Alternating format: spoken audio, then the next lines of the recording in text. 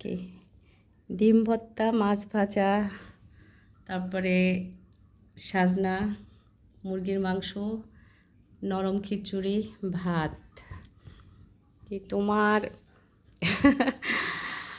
কালকে তো 21 তারিখ, আমাদের 26তম বিবাহবার্ষিকী। এখন তোমার এই 26 বছরের ফিলিংস কি? আলহামদুলিল্লাহ, খুবই ভালো।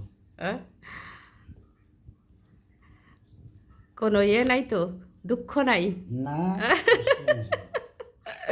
কোনো দুঃখ কষ্ট নাই? না, 26 বছর। আলহামদুলিল্লাহ ভালো আছি।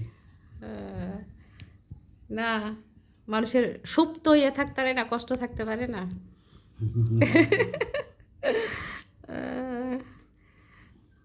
যাক, 26 বছর একসাথে, আলহামদুলিল্লাহ।